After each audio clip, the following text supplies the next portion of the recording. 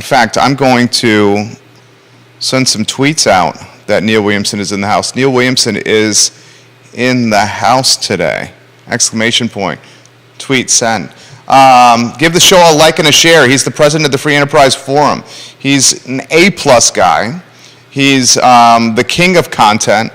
We very easily could have dubbed him the king of pop culture because most of his analysis and content has just fabulous pop culture references. They may be from the 90s and early 2000s, but I certainly appreciate them. We can talk anything you want. We have someone on the show that is as well-read, in fact, I'll say more well-read than yours truly, and he certainly is incredibly civically engaged.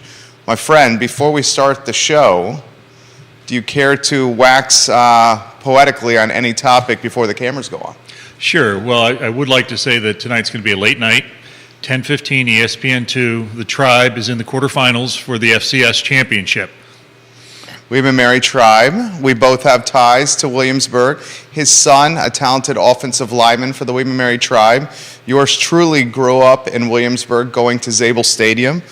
Our family may or may not have illegally parked in the Food Lion parking lot about half a mile, 3/4 of a mile from Zabel, and then walked all up to the stadium while throwing a football with our mom and dad and my kid brother.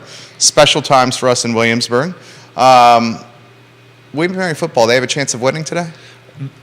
Both times that they've been in the quarterfinals, they've won, and I'm not saying we're William Mary fans, but my son's dog is named Zabel.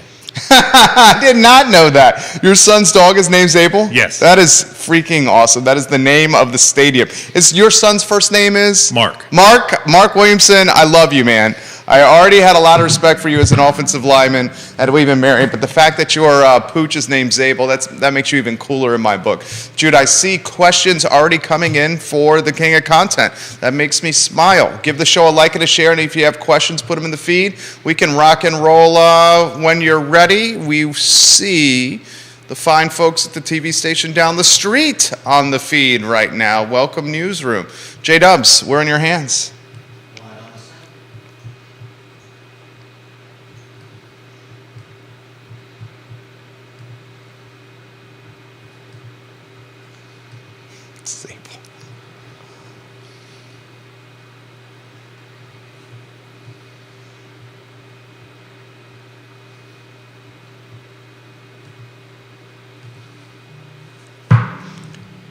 Guys, good Friday morning. I'm Jerry Miller, and welcome to Real Talk with Keith Smith. Thank you kindly for joining us. Great to connect with you guys through the I Love Seville Network, which is presented today by Keller Williams Alliance. KWA and the Keller Williams Alliance team, guys, just absolute rock stars in this game we call real estate. We are live from downtown Charlottesville. Our audience is every social media platform known to mankind, and you, the viewer and listener, can shape the discussion of today's show by offering questions, comments, concerns, and perspective in the feeds anywhere you are watching within and upon. Today's guest is someone that needs very little introduction. Not only is he the king of content, he's a media mogul. He's a wine aficionado. He's a champion of housing everywhere for everyone. And he is arguably the most civically engaged constituent in Central Virginia. His name is Neil Williamson. Why don't we go to the studio camera, Judah Whitcower, our director, and let's welcome the king of content to the show, fresh from a 7:05 appearance on Joe Thomas this morning. I mean, the dude is making his rounds. How are you, my friend? I am well. I'm glad to be here. Happy to sit in for Keith. Keith Smith, I should highlight that, thank you. He is doing business model projections and forecasting, and as we both saw this morning, it seems to be going fairly all right and very seriously by the text message we received this morning. Keith, we miss you. He will be back, I believe, next week on Real Talk with Keith Smith. My friend, the topic du jour on TV, in print, and on the radio and on this network has been the Free Enterprise Forum's third quarter retail report. The data suggests retail remains very strong, as your headline reads. Open-ended, where would you like to begin? Well, the third quarter retail report, we look at year to date through the third quarter. Now remember, when we do these reports, it's always looking in the rearview mirror. It's a lagging indicator. But it's important that going into the fourth quarter, which most people recognize is the critical quarter for retail, we were ahead of last year significantly. All of the localities were ahead. One of the concerns that we have is inflation, of course, but when inflation goes up, prices go up. Guess what? Taxes go up too. In my estimation, the retail inflation is right around 5%, kind of as a thumbnail. It's 7% for when you include fuel and other things that aren't included in this report. But for all of those, all of the localities that we track are ahead of 5% in growth year over year, comparing the third quarter of 2021 to the year-to-date third quarter of 2022. Here's the question we had. More tax revenue from sources not associated with rooftops, I find very positive. $5 million more positive. Very positive. Great news. I'm focused on the small business owner. Is the small business owner, for lack of better phrase, selling more widgets year over year? Or is it just a reflection that the price points are higher? I think it's a reflection, as I mentioned, if we accept that the inflation rate is about 5% in retail, then you start to compare that year to date. Where are you compared to 2021? Only Greene County is close to 5%. I believe it's at 5.5 or 5.05% growth, $155,000. But as you look across, Waynesboro's at 6.5, but Augusta was the leader in percentage with 19.39%. That's not all increased cost. There has to be additional widgets in there. It just has to be. And so Albemarle, while it looks like second or third in percentage, was number one in dollar increase because they collect. And remember, the retailer actually collects and remits this to the state, and then the state remits it to the locality. But there is $1.9 million more in 2022 in sales tax revenue in the Albemarle County budget on the revenue side. And that's a big deal. People say, why is business good for the community? Well, that's almost $2 million that's going to support government functions. There's no restrictions on this. It goes into the general fund. And this is the local option sales tax. It sounds like an option, but it's not. One of the things that is in the legislative agenda for several localities in Central Virginia is the ability to have an additional local sales tax. Over the years, 10 localities have gone forward asking for that power to the General Assembly.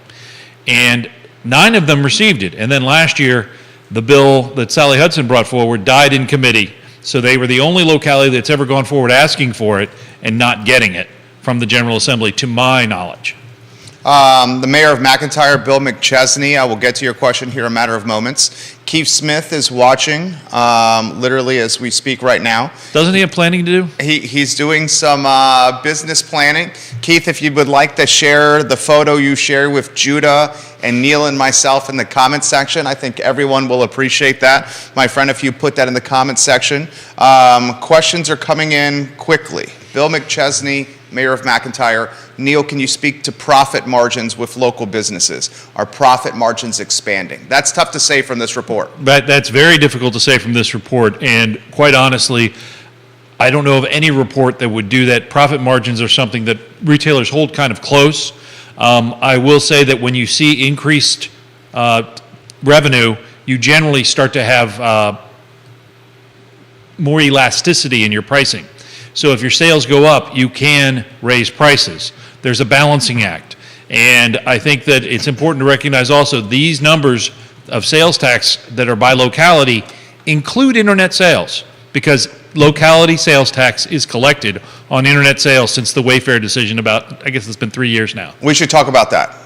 Amazon and businesses not tied to Central Virginia and how they are included in this. Multiple people are asking about that.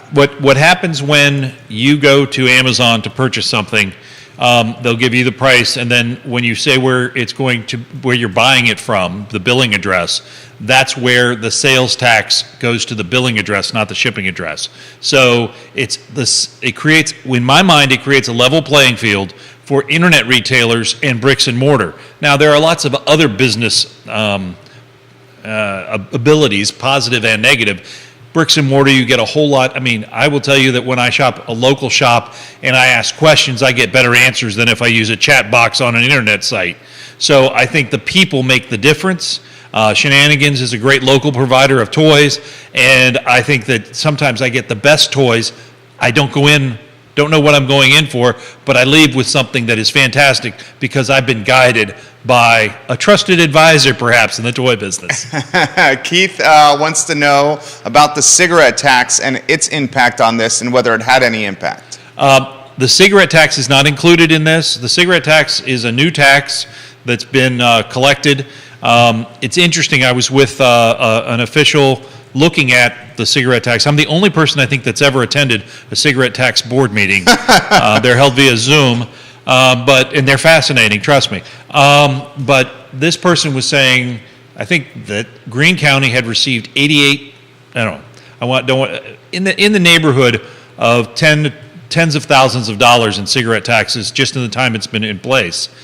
And now that Sheetz is closed in Greene County because they're doing a remodel, that's going to go away, because that was the main seller of cigarettes in Greene County.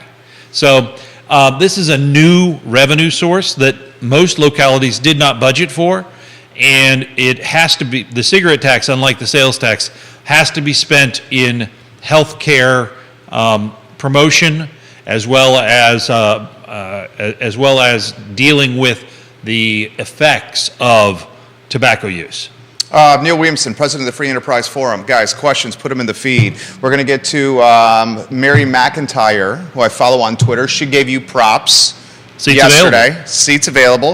In fact, she said, as Neil Williamson likes to say, seats are available here at the Albemarle County School Board meeting.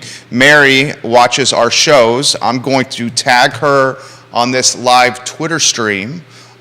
She was at the school board meeting yesterday.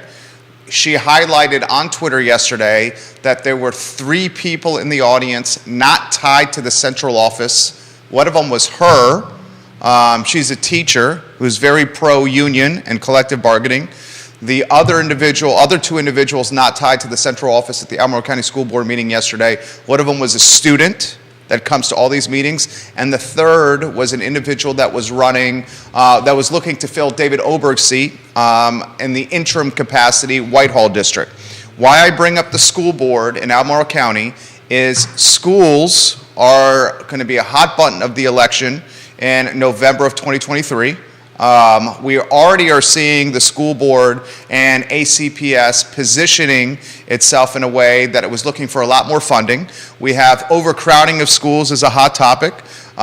We have the need to potentially build more schools here. So before we go down that road, how do you characterize the health of Albemarle County as a jurisdiction with funding and its next budget cycle?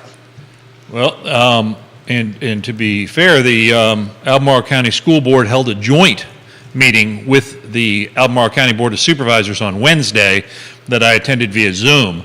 I had to be in Richmond for that. I wasn't able to attend in person. But based on the Zoom perspective, it looked like entirely staff in the audience. There may have been 1 or 2 others. But the reality is Albemarle County is a very prosperous county. Albemarle County maintains a AAA bond rating, which means they can borrow money well at great rates. And Albemarle County has floated several bonds over the years, the most recent of which was for schools and schools construction. I anticipate, based on public discussions that have been had, that there will be another bond referendum coming forward. I will say that on a politics side, Albemarle County schools were very specific in placing improvements. Last time they did a bond issuance in every school, some sort of improvement, and had those clearly demarcated. And so people knew what they were voting for, and they knew what it was, where it was. You live in Woodbrook, they're getting a new cafeteria or whatever it was that they were getting with their expansion. So I anticipate that's how that funding will occur. The CIP, which is the Capital Improvement Plan, looks forward, one of the concerns that this show has raised is, why do we wait until we have the need before we build the infrastructure? Well, I always use the Kansas City example. Kansas City built their airport to the north by about 30 miles, 40 miles, and the city grew to the south.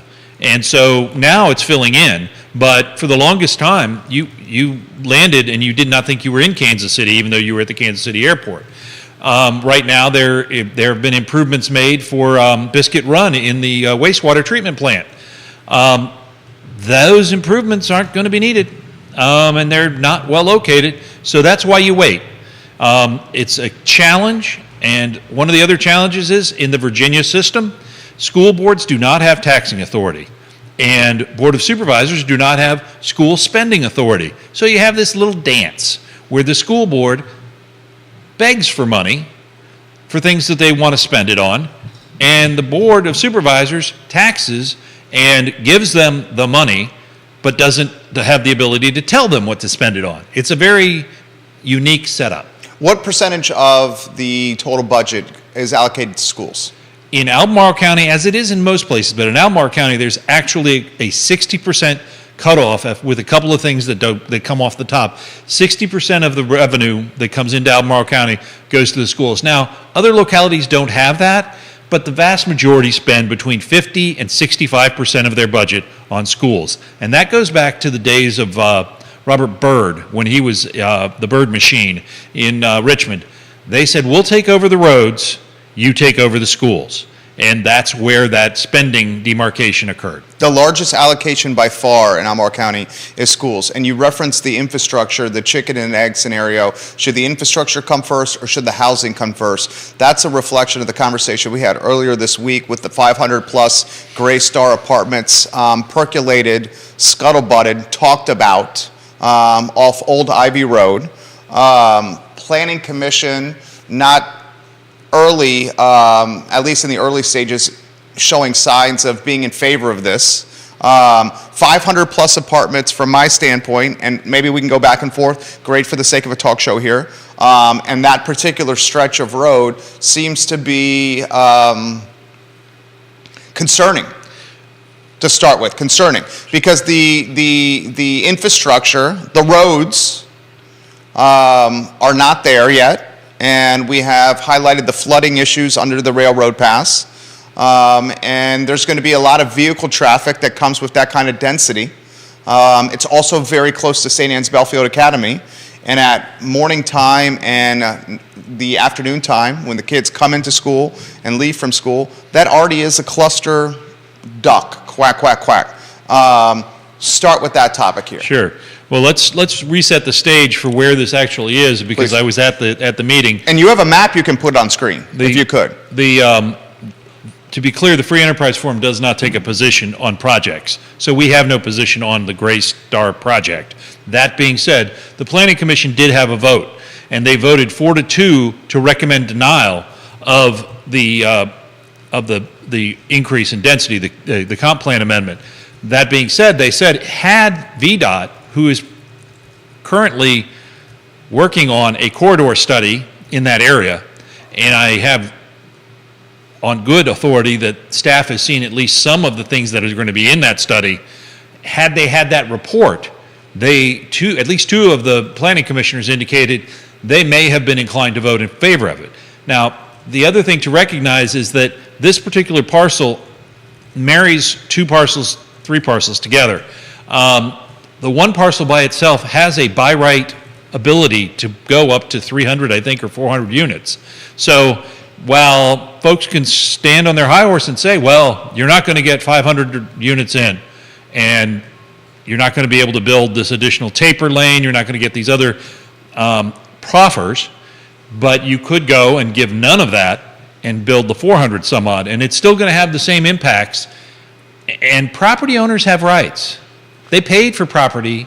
The people who actually, they've held it forever, but the folks that bought that property have rights to build it to the highest and best use within the code. That being said, whose responsibility is it that the railroad alignment is diagonal and is too low?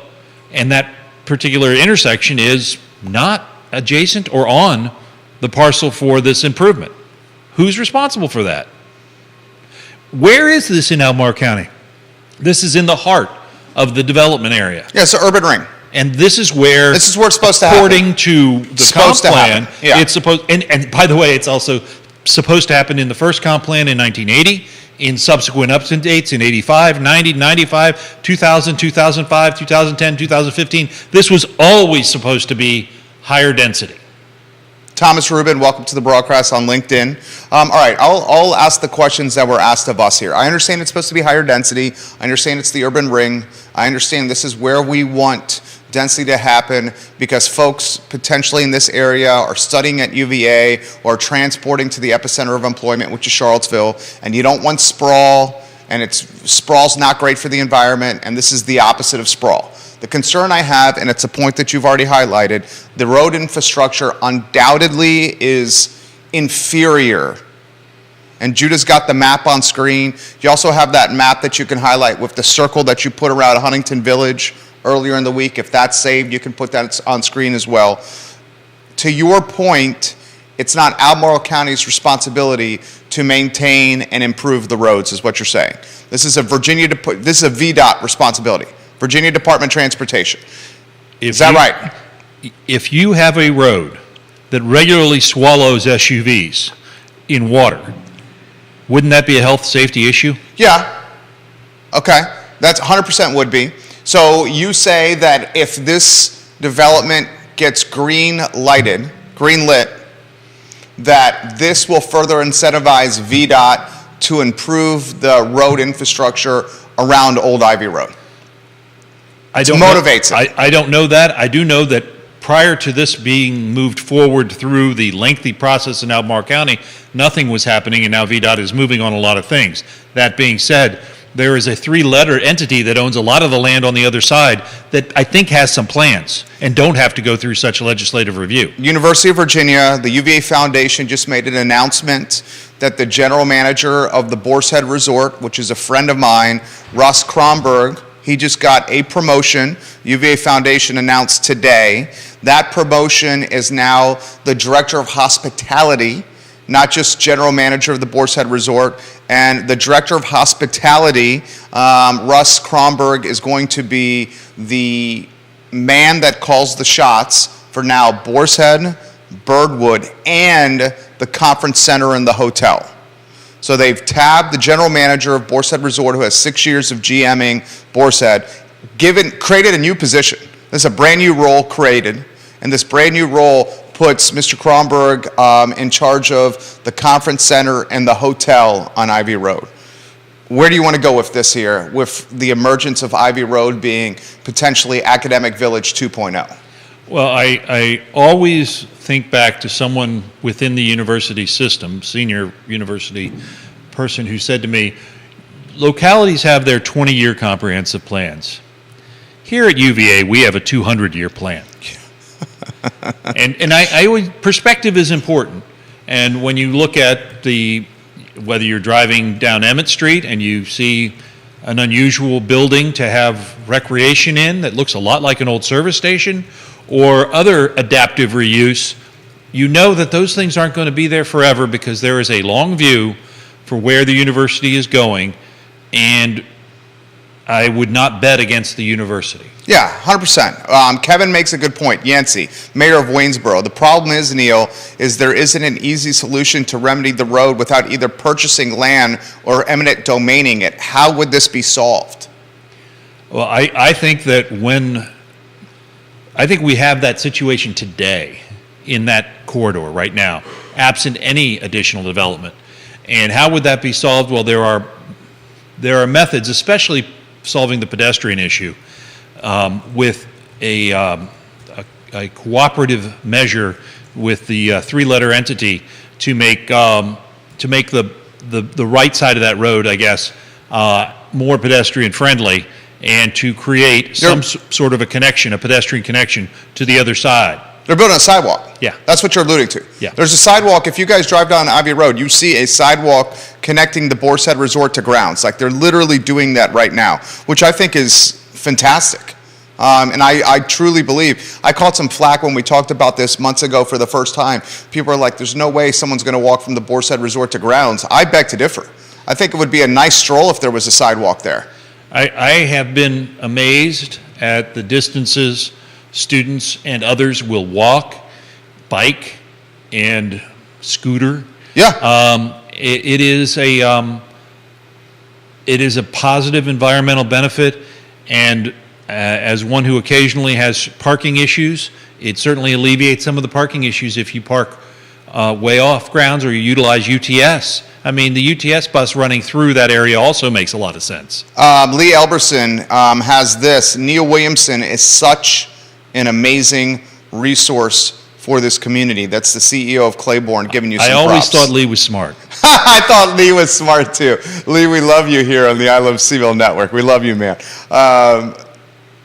This question's come in. Jerry, ask the king, if they're calling you the king of content. I love this. Ask the king of content what you had to say about the Lewis Mountain neighborhood and how it could change into a Jefferson Park Avenue 2.0 version. What are your thoughts on that?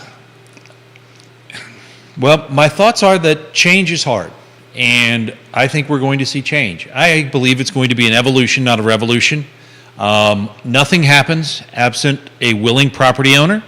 So do I think that neighborhoods will change with the new zoning code? You bet I do. Do I think we're going to see some neighborhoods densify? Yes. Will some parcels that make sense go taller? Yes. Will there be more housing? Yes. All of those things are true. But no one will be forced off their land. They will be selling at a price that they choose to accept. That's true. That's true. We're certainly seeing that on JPA. Ran into Timmy Grossman yesterday, and we had another conversation about the success he had with his Shamrock units. Keefe says, bring this up with Neil, it's important to note if the land is owned by the UVA Foundation, it must follow the same processes as other development, but if it's owned by UVA, they don't need to follow that process. So who owns the property matters. Please bring that up with Neil. That is accurate, and it's also accurate that the UVA Foundation pays taxes, property taxes, and those buildings that are utilized for academic purposes do not. And the vast majority of UVA's property holdings are in Albemarle County, not in Charlottesville, which is something not many people realize. That's a very good point to highlight. More comments incoming in Fast and Furious. In regards to Ivy Road, there's a whole set of hurdles to clear in order to get the railroad to change its trestles. The railroad is always a challenging negotiation partner and how that works. And the fact that the road went diagonally underneath is just an example of that. There actually is a statement in the 1985 rezoning for, I think it was for University Village, that suggested no more commercial activity would be done until traffic improvements were made. Unfortunately, I find that to be an illegal statement, as current boards of supervisors can't hinder future boards of supervisors from making decisions. So I'm curious about the legal standing of that, quote, proffer, but I do recognize this has been an issue since Jerry was in grammar school.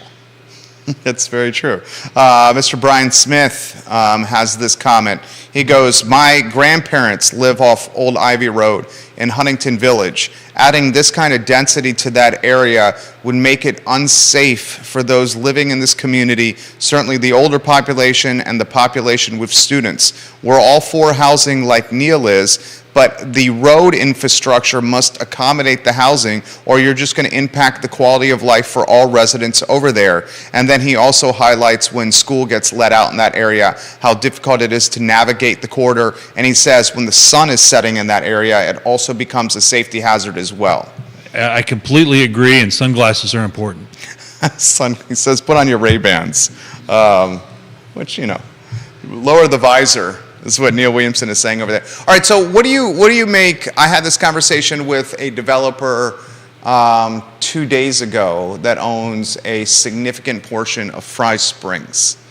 And he made the comment that Ivy Road as we know it will be completely different in less than 10 years. You buy that?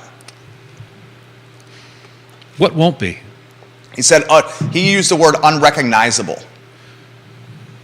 I beg to differ with unrecognizable. I would suggest that as you go anywhere in a growing community, things change.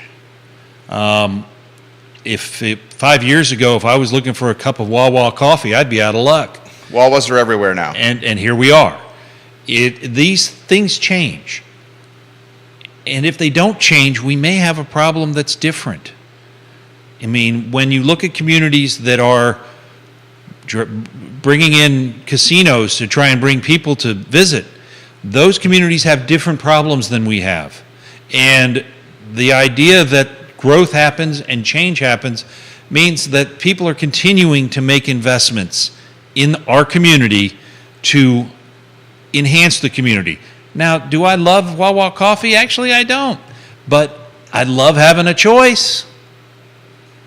President of the Free Enterprise Forum is a fan of the Wawa coffee from time to time, and he certainly is a fan of choices over here. The health of Albemarle County is coming up on the feed right now. You would say, how would you characterize it? Right now, the health of Albemarle County is, I would say, the fiscal health is quite good. The political health may or may not be. I am, on this program, I've said I really, really hate uncontested elections. And folks get mad and they say, well, we've got an all one-party board. Well, you didn't run anybody last time. Quit your belly aching. Run somebody. I think next year we're going to see a lot more contested elections. I was surprised that 9 people, you made this comment on, and got me thinking. In fact, it turned into a topic on the show. 9 people were interested in the interim spot. And you said, why are 9 people interested in the interim spot for the Whitehall School Board seat? And yet, the Whitehall School Board seat, like many others, ran completely uncontested. What does that say about elections? I'd love to hear your take on this, and that I'd love to hear your follow-up take on, do you expect more competitiveness in elections next year in an off year?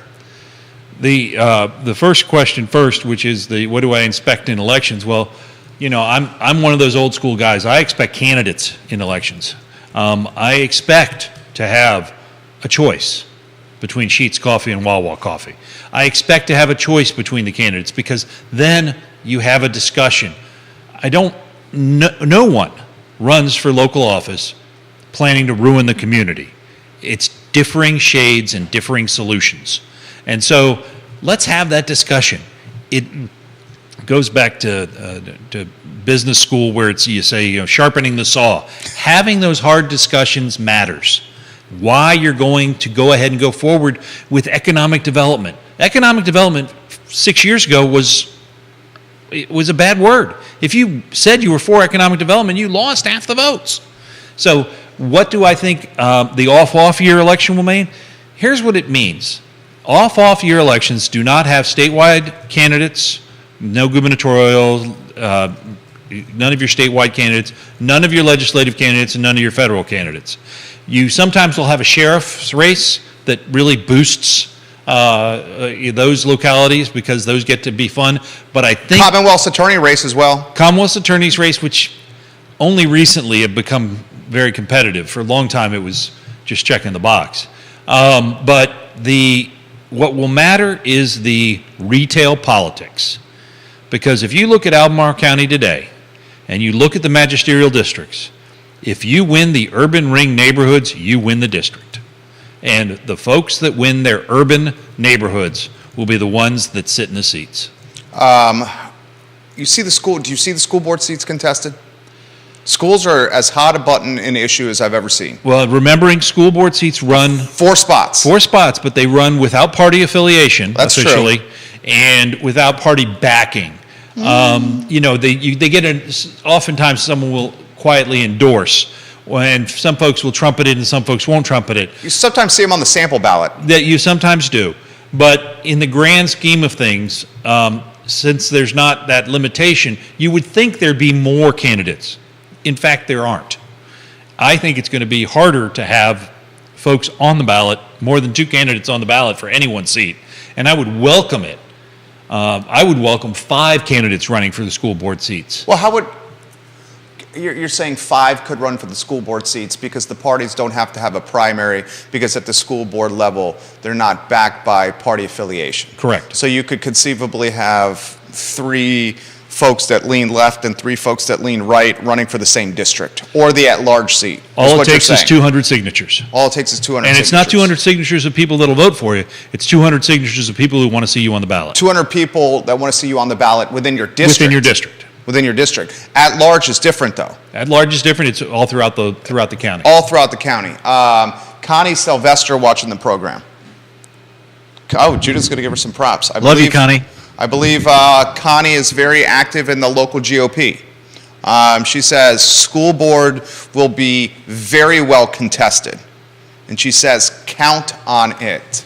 Well, it's important to recognize that nationally and statewide, 2 days ago, the Loudoun County superintendent was fired by the school board, and this morning I heard an actuality where a person involved in that said, well, that's not enough, we need the whole school board fired. So I think school boards have become quite the firestorm across the nation. And it goes back to masking of kids, and it goes back to the gubernatorial contest, and what's the proper role for parents in curriculum development, and how many folks Transportation. Transportation. I've heard people railing about long bus rides and delayed buses. I've heard it on this program, I think. But the idea of schools and how they spend their money and how they allocate time is critically important to those with children. It is a very visceral thing. People have strong opinions, and they should, about the education of their children. The Loudoun County superintendent was fired for, frankly, being disingenuous. The Loudoun County superintendent, there were two circumstances of, I got to choose my words carefully here, of sexual abuse. In each circumstance, they were at different schools. The first example of sexual abuse involved a student who was birthed male, but later identified female, going into a bathroom after identifying as female and abusing another female within the bathroom. The superintendent of Loudoun County was not straightforward in revealing the first circumstance of abuse, sexual abuse, and instead positioned this student in another school, and that information got out. And as a result of that information getting out, including email exchanges with the school board about this topic, the superintendent was later fired. So that is something that's becoming, that's frankly becoming national news and not just Virginia news. That's absolutely true, and there are significant nuances to the story and what is the right place for HIPAA and privacy, what is the right place for public safety and the safety of the other students. And you've seen from, I think I've shared with you, that there's been designs of unisex bathrooms being developed so that this can be avoided. So there's not a single answer, but I think that those battles are occurring in school boards across the nation. Henrico County considering unisex bathrooms as we speak, and that's certainly one to be the hot button issues for the 4 seats that are up for election in Albemarle County. Asking the question. Yeah. You have a limited CIP, capital improvement plan. Do you build additional classroom space, or do you build unisex bathrooms? Or do you raise the pay of bus drivers to get a full fleet of drivers? Or do you raise the pay? Or do you raise the pay of teachers to keep the teachers from quitting?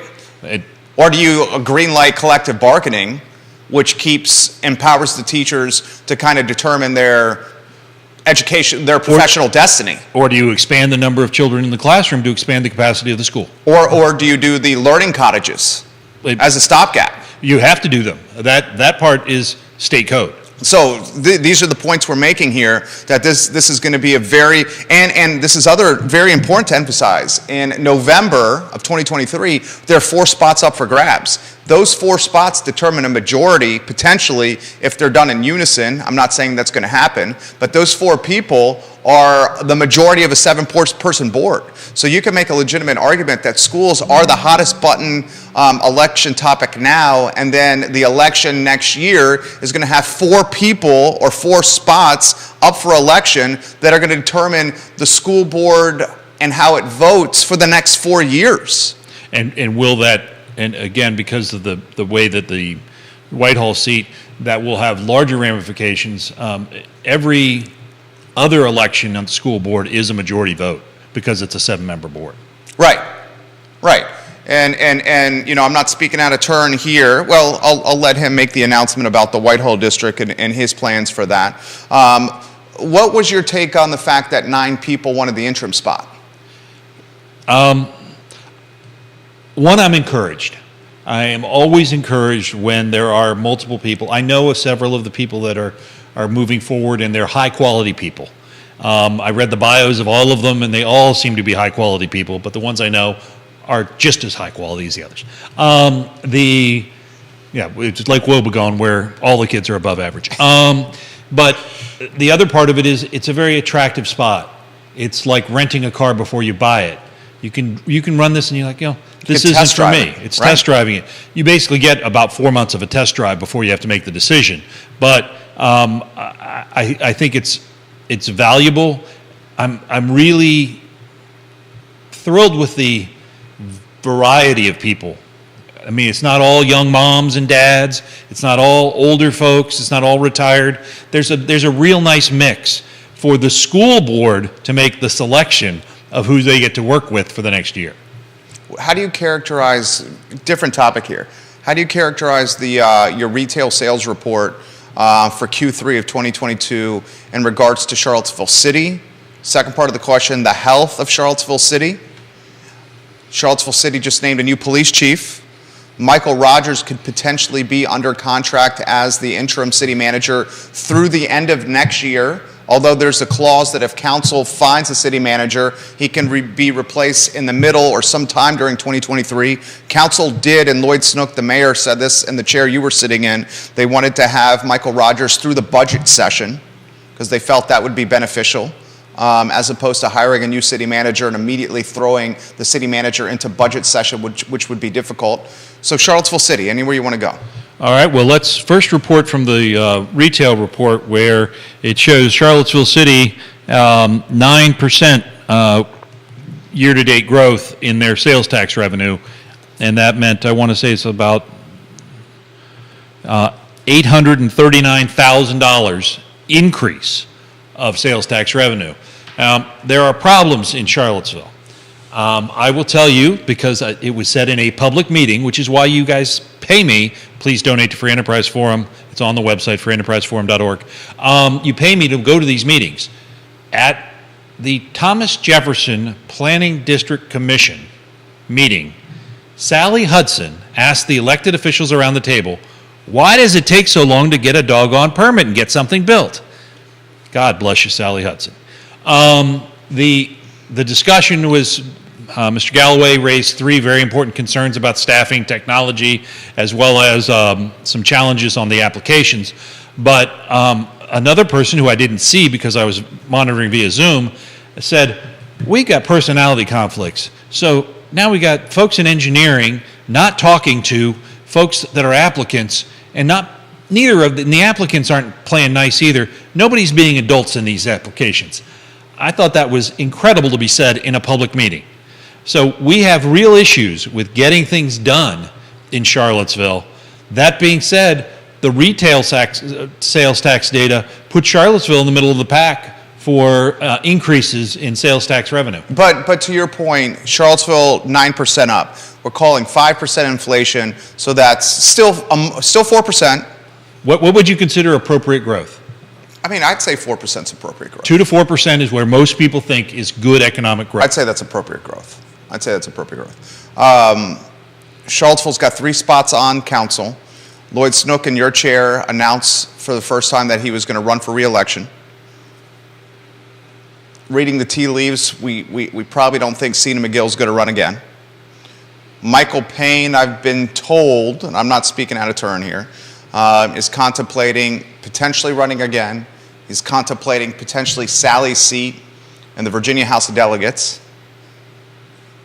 Maybe we want to go down this road, filling Sally's seat. It looks like we have a lot of qualified folks that are at least thinking about it. That's fair. Fair enough. Very fair.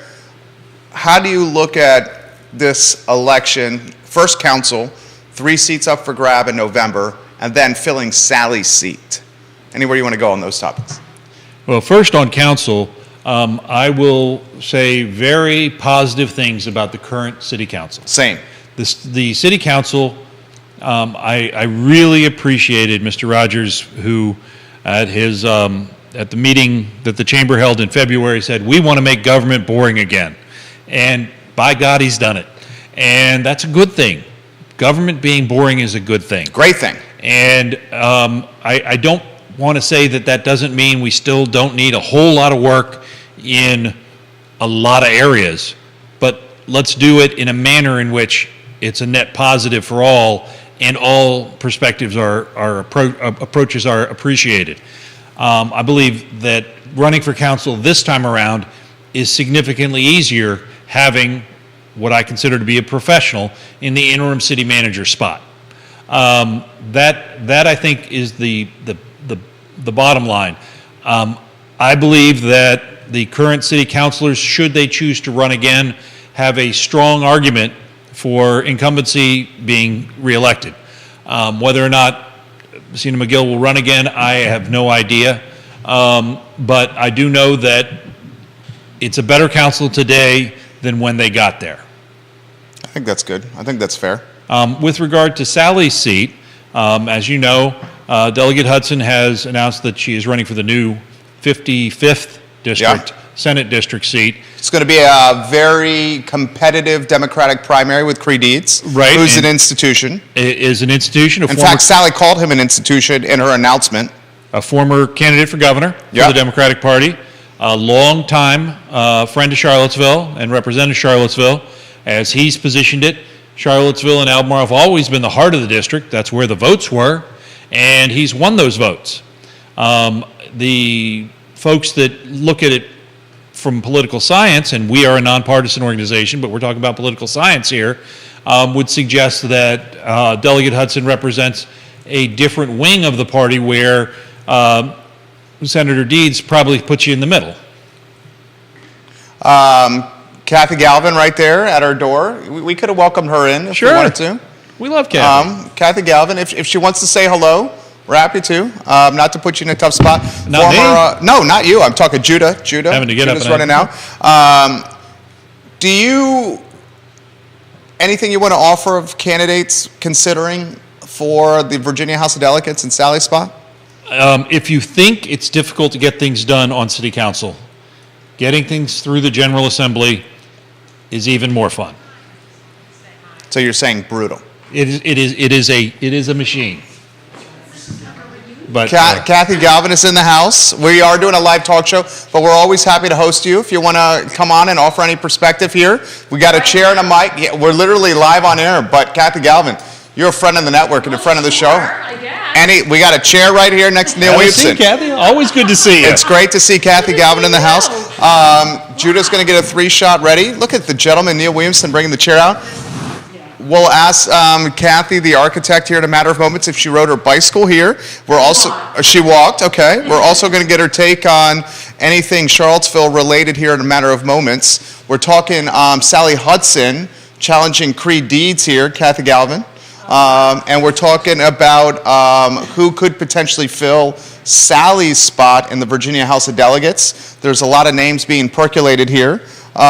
Neil offered tremendous perspective on the third quarter retail sales tax report he positioned on the Free Enterprise Forum. I think we both have tremendous respect for former counselor Kathy Galvin, Neil Williamson. Absolutely. One of the things that when I would go to specifically the RWSA meetings, if I saw the bike locked up out front, I knew I was late. You are live on air. We'll get that mic a little closer to you if you could. Why don't you, for the few that don't know you, introduce yourself to those that are watching the program here, Kathy? And which camera? What do I look? Your cameras are going to be in the center here. Okay. Well, Judah's adapting on the fly. oh my goodness! Thank you, Judah. Hi everyone. I'm Kathy Galvin. I used to be on the Charlottesville City Council. I guess my terms went from 2008 to close to 2020, and I was on the city school board before that. So there was 4 years on school board, 8 years on the city council. So I walked off the dais on December 31st, Smiling. 2019. And then we got the pandemic, which we all kind of went into lockdown. It gave me a lot of time to regroup and get my head back on straight that I am an architect, an urban designer, and planner, and that is what I'm doing today. I am back in my craft that I spent most of my life in, and I'm very, very happy. And I have a wonderful husband, I have 2 sons, and one of my sons got married in that time frame, and I have a granddaughter, Clara, who's about 4 months old now. Outstanding. Yeah, so, life goes on, for sure. In fact, it's a very nice life after city council. For those that don't know, Ms. Galvin is an excellent architect. Oh, yeah. I've seen her work over the years prior to school board and times and moving forward, and it's always fascinating to see folks leave council and go on to what they really do and then just shine. Well, thank you. It is. It's quite good, and it also was nice on council to have someone with the sensibilities of architecture, which are really looking long term and how the built environment impacts your quality of life. Well, thank you. That's a high compliment. That was what I was trying to do is employ the skills I had learned as a professional architect, which is a design process, but design is a method of problem solving. So it's a methodical way of listening, assessing, taking in input, and then trying to create with the community a vision. And I think that's right now we're all wondering what the vision is for Charlottesville and even Albemarle County, the whole region. Well, let's talk Charlottesville with her. I'll also brag a little bit about Kathy Galvin as well. She's fantastic at hosting debates on this network as well. That's She right. did a fantastic job emceeing that debate. We've been talking about right. the health of Charlottesville. Open-ended question. You got a new police chief name. You got 3 spots for council up for grabs in 2023. Mayor Snook in that chair right there said he's going to run for re-election. We have not yet heard from Michael Payne or Sina McGill. We've heard Michael Payne is contemplating potentially Sally Hudson's open seat in the Virginia House of Delegates. Interesting. We've also heard Katrina Carlson from the Albemarle County School Board is going to make a very near announcement that she's going to pursue that seat. Dave Norris, friend of the program, gave me a quote that he's very interested in Sally's open seat. Of course, Sally's challenging Cree Deeds, an institution. We got retail sales tax data that's up. A lot of talking points here. What would you like to talk about with Charlottesville? Well, let's think about what is the vision for the city. And I know full accounting here, I have great respect for anybody that runs for elected office. And being up front, sitting on that dais, you're the one that's privy to all the details, all the complexities behind every decision that has to be made in the public eye. And so consequently, when you make that decision, you're going to have 50% of the community hate you and 50% of the community love you. It's just the nature of the beast. So I have great respect and understanding of the complexity of the problems that elected officials face, especially at the local level. And that said, I do think that we're at a position where everyone's wondering now, what is the council for? We've been hearing a lot about what people have been against. We have succeeded in changing our public spaces with the removal of the statues to the lost cause. But what do we put up instead? What do we put in its place? How do we bring back the quality of public place? We did lots of engagement about the quality and the functionality of our streets. West Main Street, Elliott Avenue. The the current council defunded those, returned state money West for Main those- Streetscape. for the West Main's improvement program, Yep. as well as, and there was a whole slew of other projects that were completely just defunded. And other communities in the whole Commonwealth of Virginia compete fiercely for the state money, but we saw it go back to the Virginia Department of Transportation. So my question to anybody who's going to be sitting on council, what is it that we're going to be building up? What are we going to be for? What is going to be the vision for the physical and the spiritual, and the spiritual might be too strong of a word. But what is our reason for being as a city? Maybe that's the better way to put it. And I think that we've got really good stable government now. However, I'm concerned about always having interim in front of the city manager. I think that's, and I've said this to some of the councilors, I think that might be a reason why it's still a challenge for us to get people to fill our vacancies, because the interim suggests that this is not permanent. I'm very happy we've got a permanent new police chief. It remains to be seen how well the new chief does. I wish him all the best. And and the whole country is seeing a spike in violence, gun violence. So it's not like we're unique in that regard, but it is frightening, especially with the horrifying death of the 3 UVA students right in front of the architecture school, the arts precinct, where I went as a graduate student to get my master's degree in architecture. So it was quite chilling to know that we're in this state right now. So that's my big issue, is what is, as we're looking to the future, what are we going to be for? And it also, I want to say that we shouldn't be as involved with these zero-sum games where it's equity versus sustainability versus the kind of the quality of the places we build. We need to do all 3 at the same time. And I think at some point we need people on council, we need people on the planning commission, we need people in our city government who understand that is a 3-legged stool. It's not all or nothing. And of course, with my friend here, it's economics matters.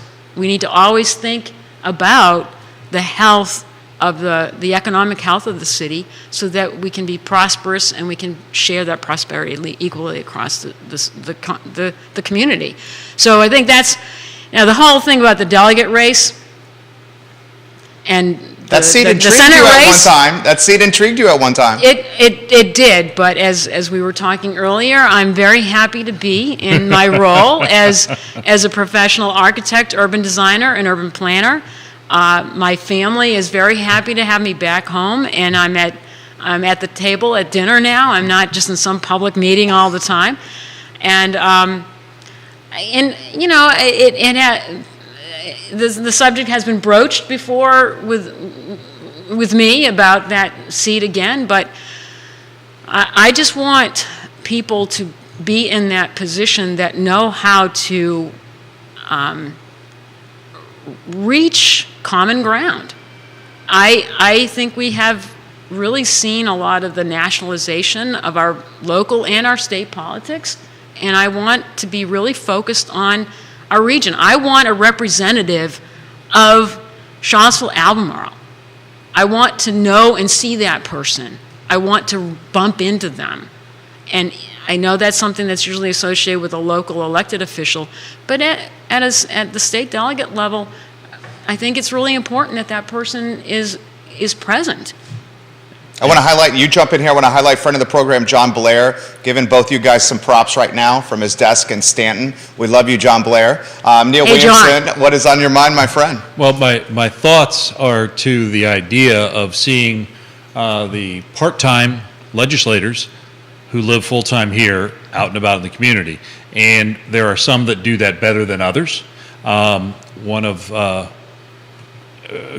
my kids are now grown, but one of the things that I laughed at or cherished going to the Jefferson Swim League held out at UVA, you would see Rob Bell ringing his bell because that was where the constituents were.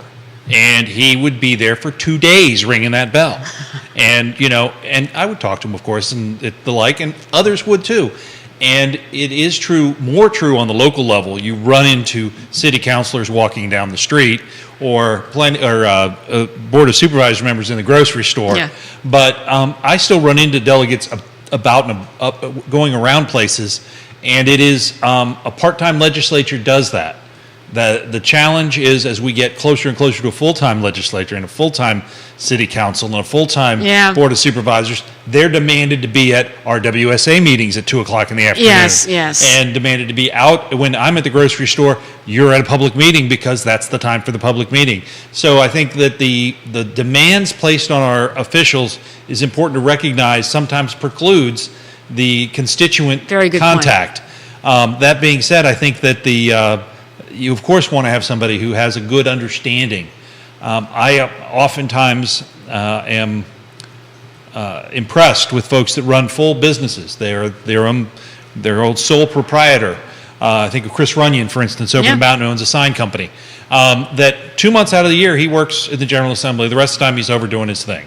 And I see him at Farm Bureau meetings and other meetings. But in general, he has an understanding of meeting a payroll. And I think too many of our local officials and state officials never had to meet a payroll. And it is, as one who's done it 3 or 4 times, Mr. Miller has done it a couple of times, having to write checks. It is humbling and gratifying at the same time.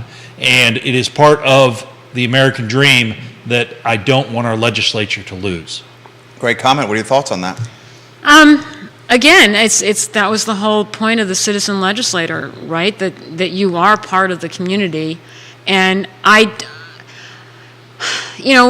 we've grown the responsibilities with all the boards and commissions that local elected officials have to sit on, and also this committee work, a lot of it for the delegate and the senator, and I do understand the geography is bigger, for sure, when you're dealing at the state level.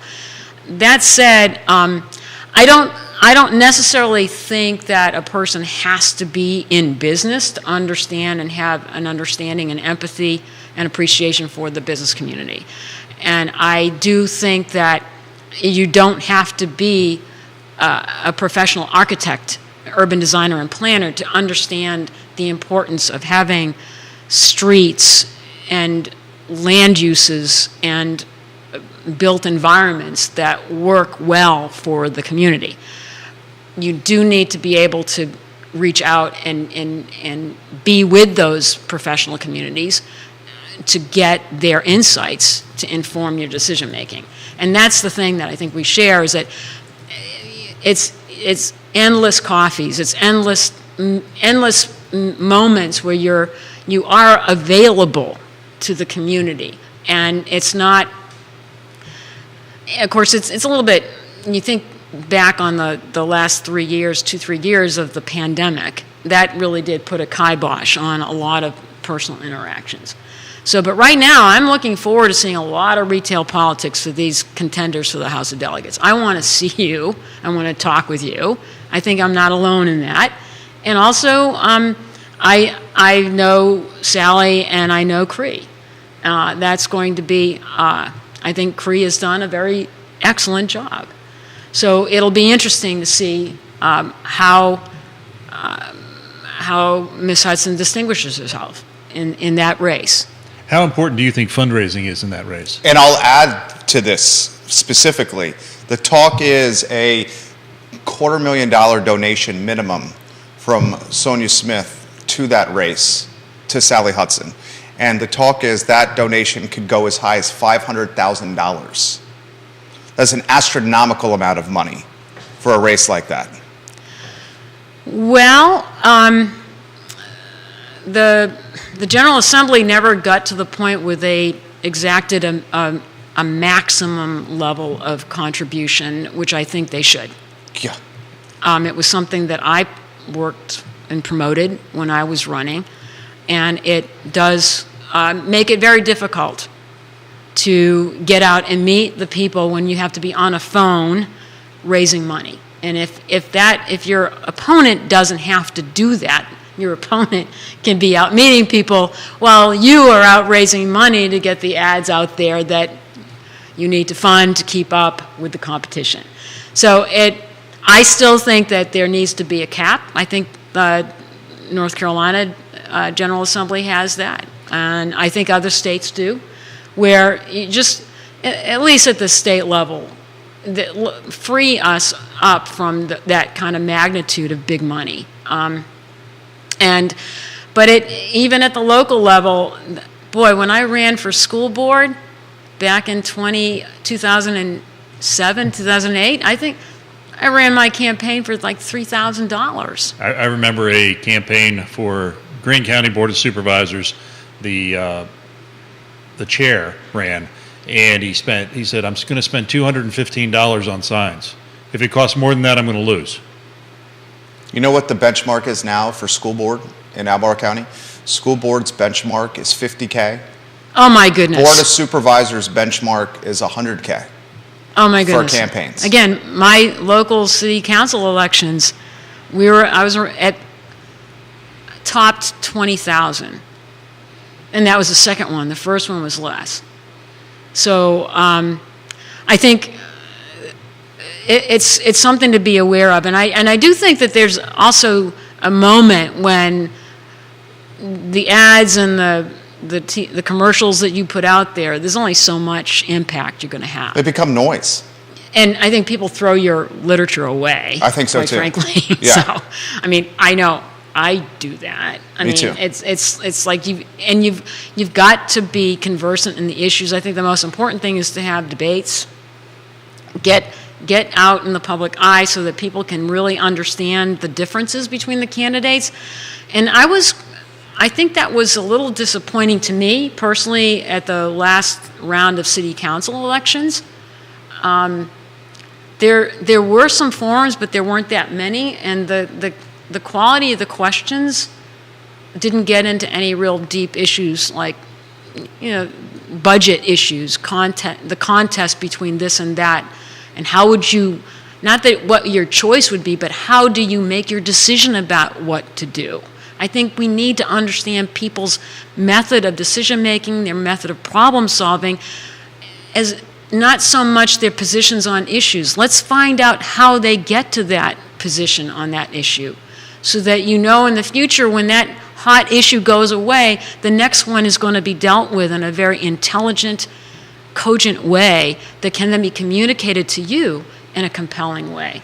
As one who sat as a moderator for one of those, or two of those interviews/debates, Sean Tubbs and I tried to get to some of that. You did a good job with that. But there is a bit of a, for lack of a better term, a coronation that occurs in Charlottesville with the Democratic Party choosing their nominees. And we made a point to have a forum during the candidate selection for the Democratic primary as well as during the actual general election. So do you think that the Democratic Party has too much of a stronghold in Charlottesville?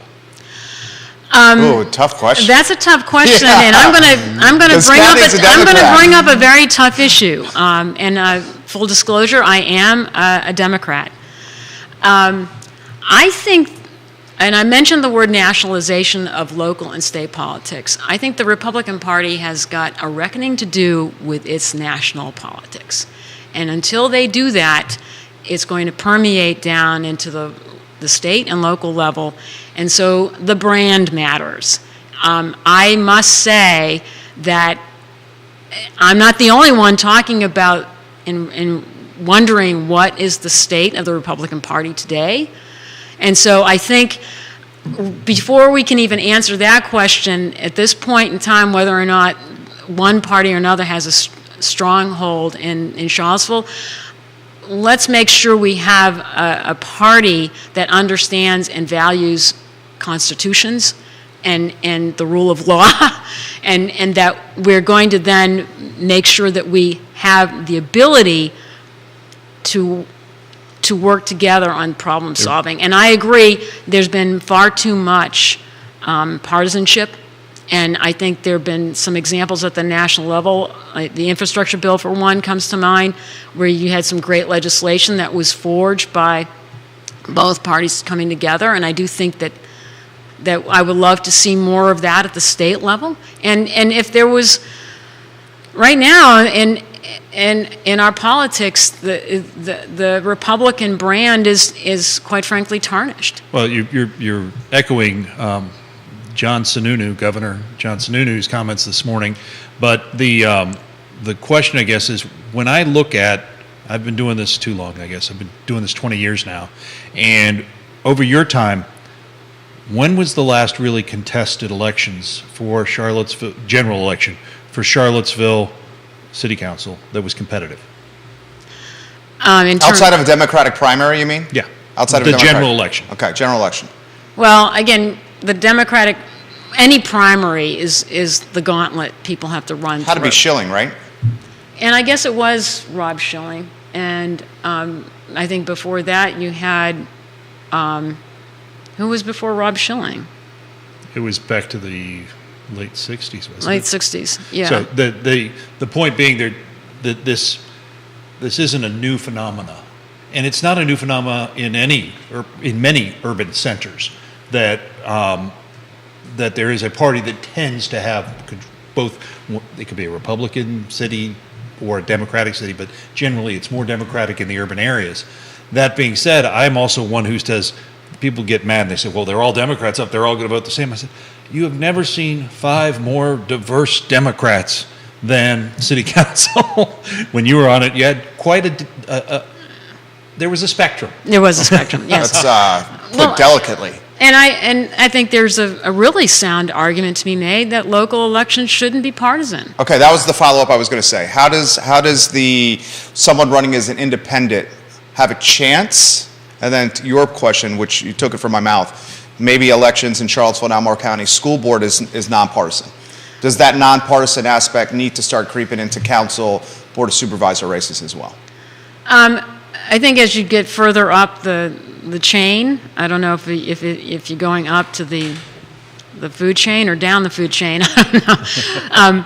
I think at the local level, because you are the representative of everybody in the community within which you live, I found it very important for me to listen to everybody and be the representative for everybody. And that didn't matter whether they were Republican, Democrat, or independent. It didn't matter what their zip code was or what their religion or color of their skin was. I think the further up the food chain you go, if that's the right phrase, the further up in level of government you go, the more removed you are from the people you serve. It's just the nature of the geography. And so then you wind up dealing with the party, as Edmund Burke said, is the vehicle to mediate all those differences. But if we go down that road, what would you say to a ward system? I'm not. Award systems, again, have usually been part of a bigger geography. And when you look at the We should highlight what a ward system is. A ward system is a subset of a jurisdiction that has its own representative that's elected by the people that live within that ward. And when I say it's the geography matters, the size matters. So Charlottesville's very small, and it's only 10 square miles.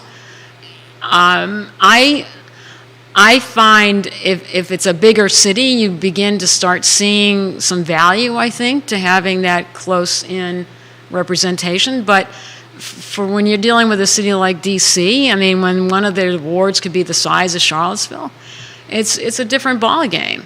So I feel like it's a function of the almost like per capita representation that. Again, I'm looking at this from a planner standpoint right now.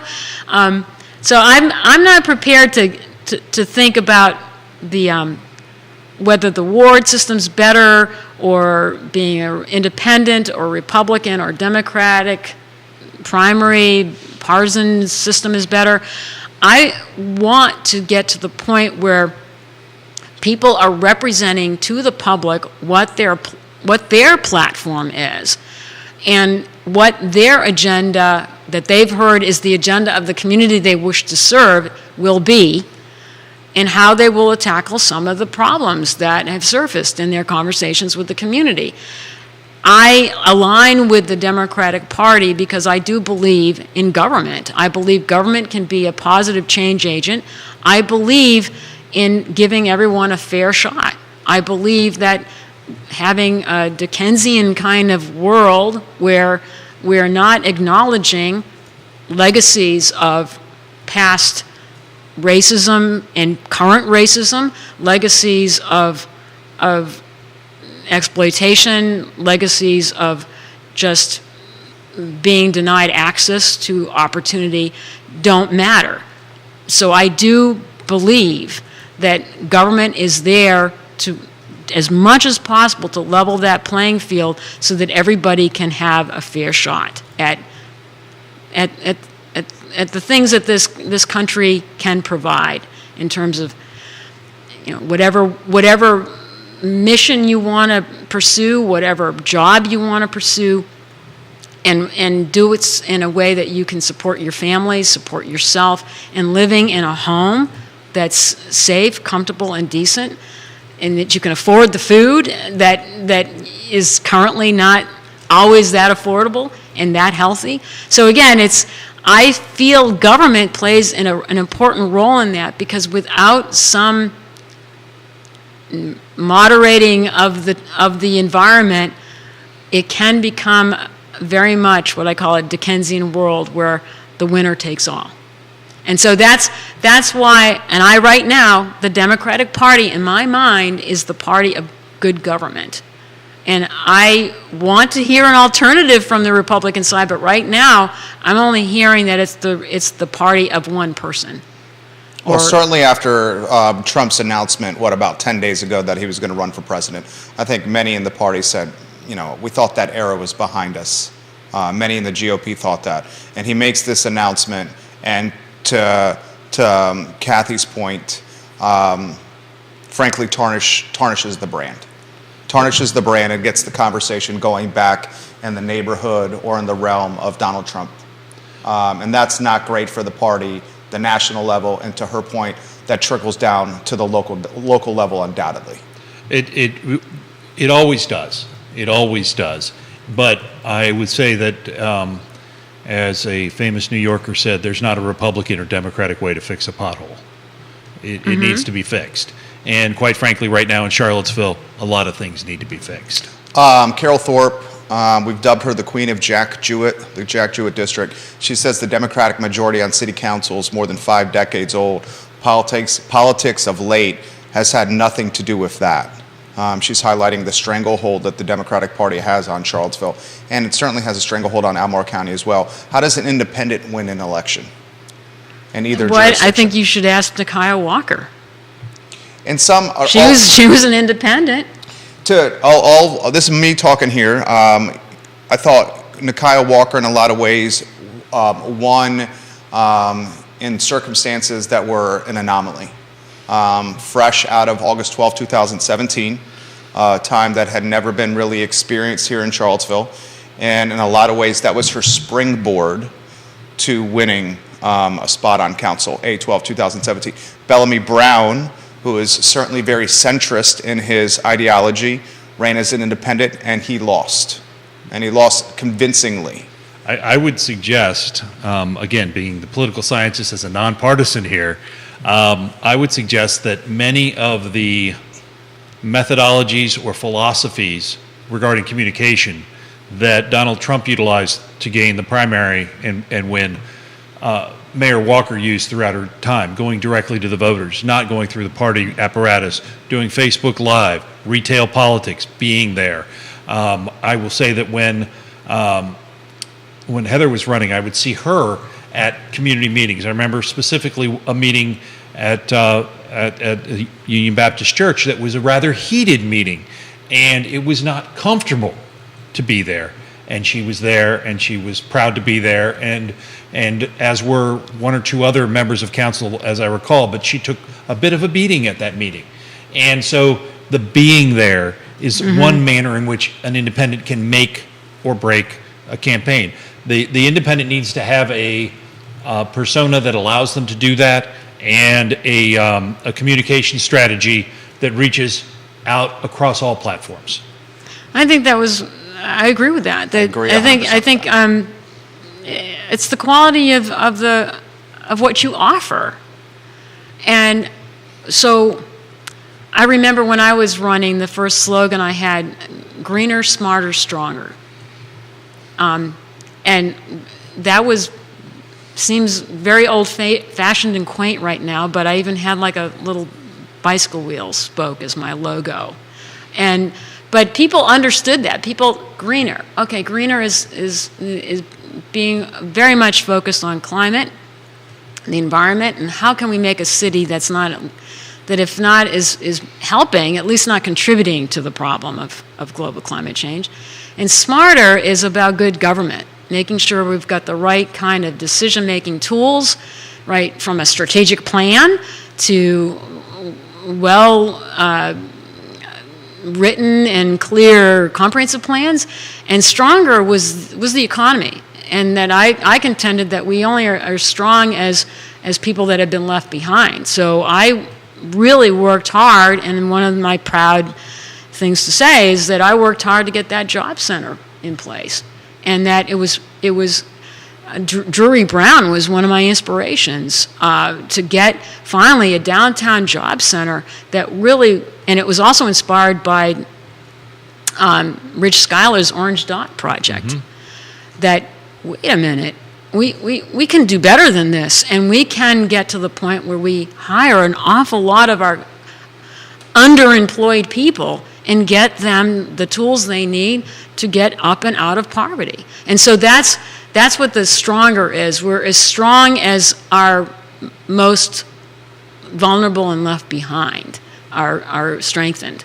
So that stuck with me the whole time. And it was very helpful, because anyone that's running a campaign needs to know how to get to their 3 buckets and needs to know how to do that elevator speech. And so getting a very clear message that's aligned with your values but actually can be translated into pragmatic, on-the-ground change is critical. And that's what I'm going to be looking for. And you can be a Republican, Independent, or a Democrat.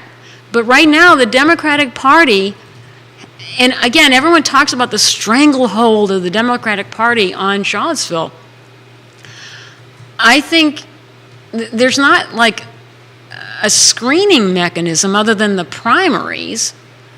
And the primaries are hard on Democrats as they are on Republicans because the primaries will always bring out the most extreme elements of either party. Always. And so you're winding up squeezing out those centrists that are the centrists of a Democratic Party and the centrists of a Republican Party are the ones that create those long-standing achievements like an infrastructure bill. So I think it's the onus is on those that complain about being on the outs of power. If power is your only thing, you're lost already. It's got to be about what are you going to do for the public? What are you going to do to make this the most sustainable, the most equitable, and I'm going to just say the most beautiful city in Central Virginia? And that's what we need. That's what we need to hear. And as I just heard recently, why is even this need to be discussed? It's like these are the basics that we all need to understand about a candidate who's going to be running for office. What do you think, Neil? I think the big challenge in what I consider to be any locality that has one-party dominance is the ideas and nominating people who can win in November. What happens with the primary system is you nominate people that win the firehouse primary or win the convention, and then they are representing the people that elected them for the primary, and that was not the people that will come around and vote in mass for them in November. So the idea of any party thinking about the general during the primary is critically important.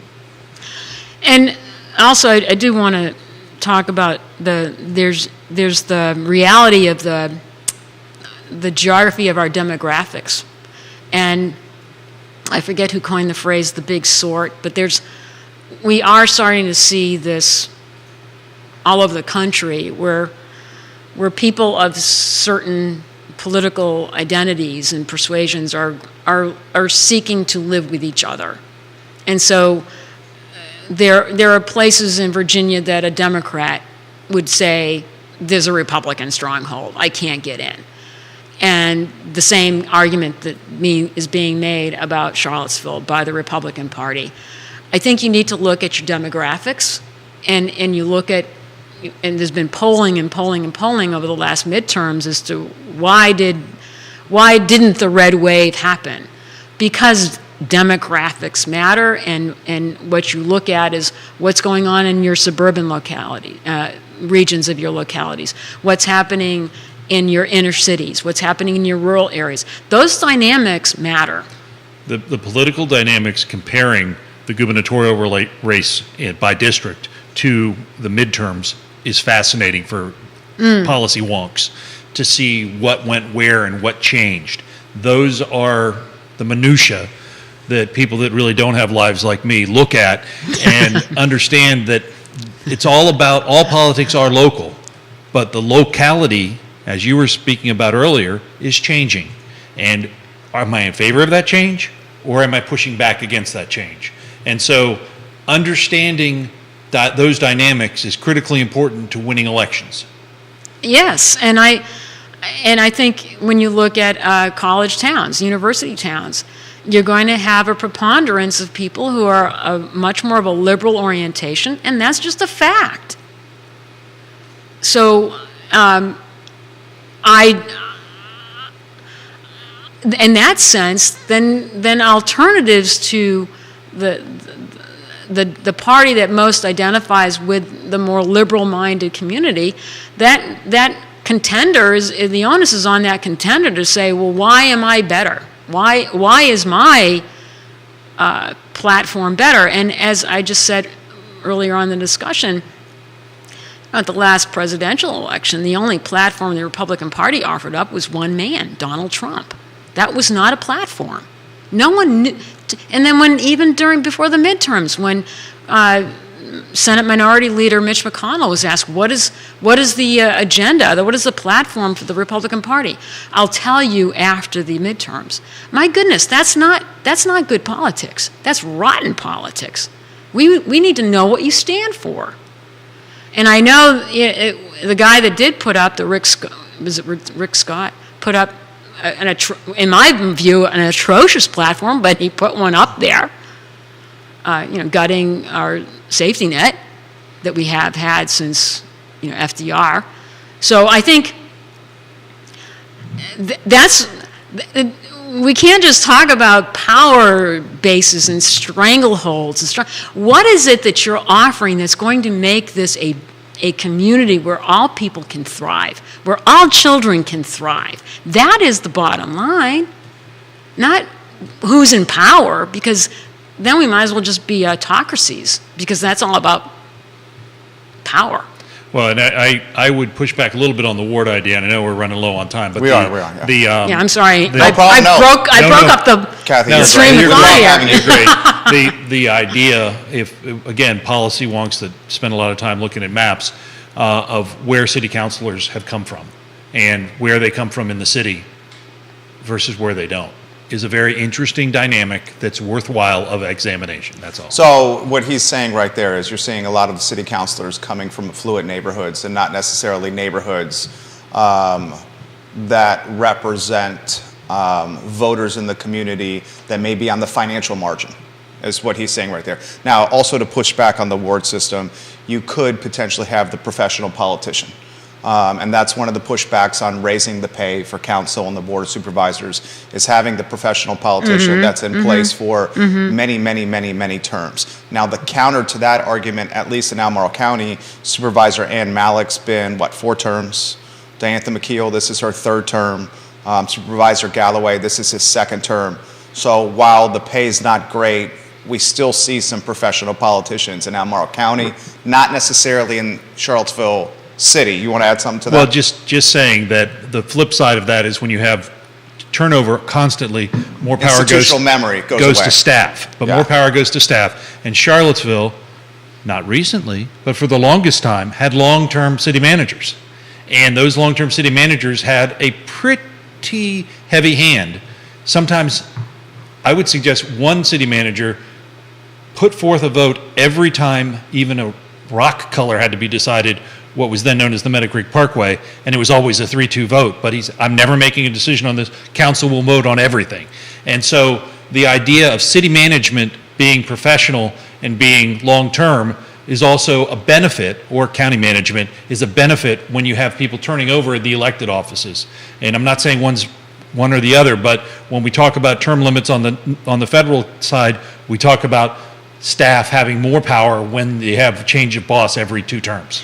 And and I know you're short on but just a little bit for the civics of this all. I mean, we are in a city manager form of government. And so the idea is that your executive is not elected. Your executive branch is not elected in localities in Virginia. And you do have your legislative branch, essentially, is the councils and the boards of supervisors. They are elected. And then whatever happens to the judiciary branch is another story. Councils wind up getting stuck being in that role a lot. So most people are familiar at the federal level, right, and the state level. You do have a strong executive, you do have a legislature, and you do have a judicial branch. But local governments are different, and because of the strong city manager form of government we have, and I do see that when you have a good, strong city manager, that is a way to actually get things done. No doubt. And so, in that sense, that the lane that that council should play is the policy making. Don't get into the lane of being the executive, and that's, I contend, when I started seeing some of the most challenging moments on council is when that line got blurred, and it can get blurred because no one's making a decision and executing. And that's the problem. We've got to have a strong executive who, once the policy is made, it's up to that executive to figure out how to execute that policy. Do you think the city manager gets hired before the next election cycle is completed? Michael Rogers technically under contract through 2023, but there's a clause in there that if current council chooses a city manager that's permanent, then that hire would replace Michael Rogers. Do you think that happens before November? These 5 councilors wanting to make this decision before 3 others can potentially come on the dais. I am going to side with the idea that we need to do what's best for the city. So wait till after the election. Where the 3 people then get 4-year terms. Because right now, it could be a lame duck city manager chosen if that decision was made before the 3 come on January 1.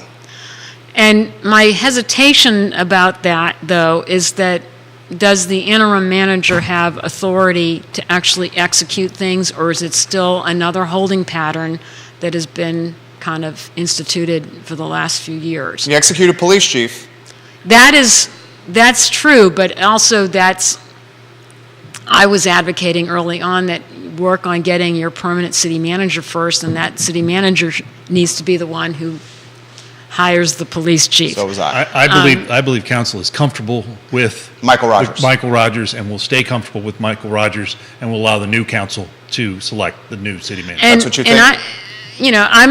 And I am not opposed to that. I did run into one of the councilors walking as he was walking his dog, and I was going out for my afternoon walk. I said, "What are you for? What's on the ground? What's going to happen?" Because now they're going to be dealing with major capital investments on the schools. Yep. we've still got to fix those streets. And we're looking at a comp plan and a zoning ordinance that is going to make us potentially more people living here. More dense, for sure. And you cannot have more people living here without having your infrastructure in place to handle it. We were going to be, that's what happened with West Main Street early on.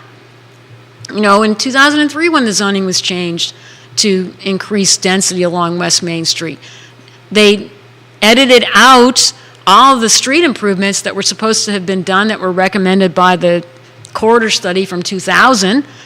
And then we moved forward to try to get an improvement plan again in place with new zoning in place, which we got the new zoning, but we were advised by the planning department at the time, oh, we don't need to be concerned about the roads because we've got a separate improvement plan.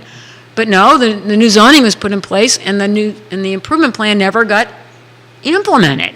And so now we've got new zoning that's even more intense than the 2003 zoning, and still have sidewalks that aren't wide enough for one person with a dog to walk on. This is going to get Neil. Neil wants to jump in, I can tell right here. You do not want to jump in on this one? This is the chicken. Looking at the clock on the wall. I see that. I see the chicken and an egg of density before infrastructure, or infrastructure before density. That's how we started today's show. Oh, interesting. Well, you know, we have a transportation planner now. I'm hoping that starts feeding in. We've got to get ahead of this game.